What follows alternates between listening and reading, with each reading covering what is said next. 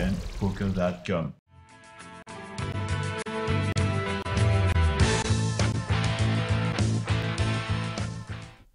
Bienvenue dans le journal du poker sur la chaîne Poker. On se retrouve chaque semaine pour faire un point sur toute l'actualité qui touche au poker, que ce soit dans le monde en France ou sur la Côte d'Opale. On commence cette édition avec les titres. Tout d'abord, un point sur les résultats de l'European Poker Tour 2012 de Deauville. Nouveauté, l'une chez Partouche et l'autre chez Unibet. Histoire sans fin chez Full Tilt Poker. Le fisc qui s'attaque aux joueurs français. Et enfin, le Partouche Poker Deep Stack de Lyon. Ensuite, nous passerons à l'actualité People. Mais pour commencer, jetons un coup d'œil sur le résultat de l'EPT de Deauville. European Poker Tour, jour 2. C'est l'anglais Martins Adenia qui prend la tête du classement avec 1,5 million en chip. La journée aura été un coup dur pour bon nombre de joueurs puisque 546 s'étaient présentés le matin. Seuls 128 d'entre eux ont raflé des gains supérieurs à 7 500 €.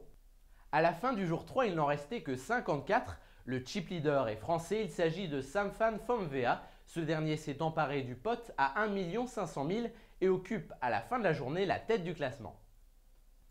L'Italien Luca Pagano n'aura fait qu'une bouchée du français dès le premier niveau du jour 4. En fin de journée, le chip count de l'Italien s'élève à 3 561 000. Il est en tête devant les 23 autres joueurs restants. Jour 5, c'est le français Paul Guichard qui se révèle avec un chip count de 5 955 000. Il prend la tête du classement. Les 8 joueurs finalistes en lice pour succéder à Lucien Cohen constituent une table à 60% française. Mais malheureusement, Paul Guichard se retrouve sur la seconde marche du podium. Il remporte 557 000 €. Et c'est le Biélorusse Vadim Koursevitch, le vainqueur de cet European Poker Tour 2012 de Deauville. Le titre permet aux joueurs d'empocher 875 000 €.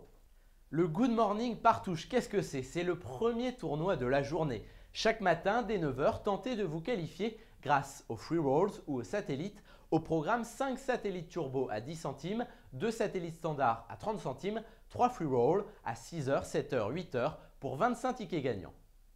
Unibet innove en lançant Sit and Go, des buy-in compris entre 50 centimes d'euros et 2 €. Jusqu'au 20 février, participez aux 10 tournois quotidiens sur le site. Pour la finale, le prize pool sera de 1 000 € distribués aux 20 meilleurs joueurs. Le vainqueur repartira avec 350 €, le second 200 €. Full Tilt Poker, la nouvelle saison du feuilleton pourrait ne pas voir le jour. L'avocat du groupe Bernard Tapie l'a annoncé cette semaine, les dettes seraient plus importantes que prévu chez Full Tilt et ses partenaires. Les joueurs anciennement sponsorisés par la team auraient également accumulé des dettes qui au total s'élèveraient à 20 millions de $.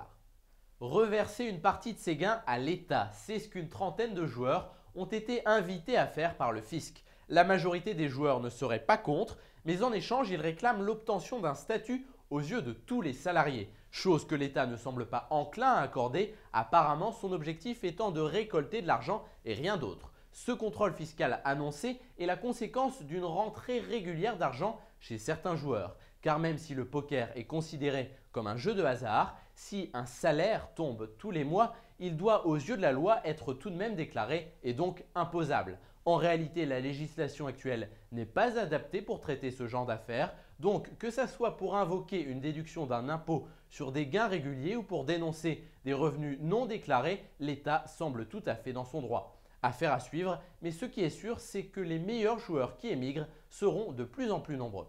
Vendredi à 13 h débutera le Partouche Poker Deep Stack de Lyon au casino du Lion Vert. Le tournoi, dont la réputation n'est plus à faire, affiche déjà complet depuis plusieurs jours. 500 places étaient disponibles et les amateurs de tournois live de qualité se sont littéralement rués sur les tickets d'entrée. L'épreuve à 500 € propose un prize pool de 220 000 € pour ceux qui n'auront pas eu la chance de participer à l'événement. 2 tournois annexes seront organisés samedi et dimanche. On passe maintenant à l'actualité People. Un étudiant de 20 ans remportait 12 millions d'euros online en septembre dernier. Le second plus gros jackpot de l'histoire vient de tomber. 6 865 000 €. C'est la somme qu'a remporté un Finlandais de 30 ans le mois dernier.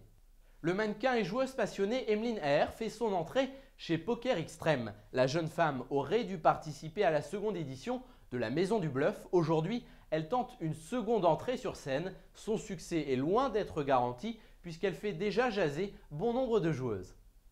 Recrutement toujours, le Portugais Pedro Maia rejoint la team Lock Poker.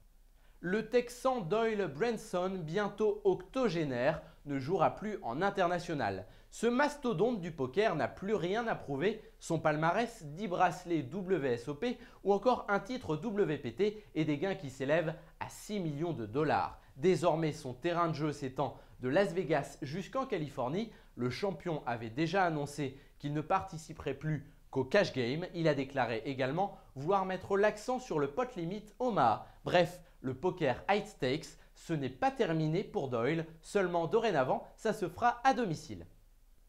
Le journal du poker est désormais terminé. Merci à tous de nous avoir suivis. On se retrouve la semaine prochaine. À bientôt.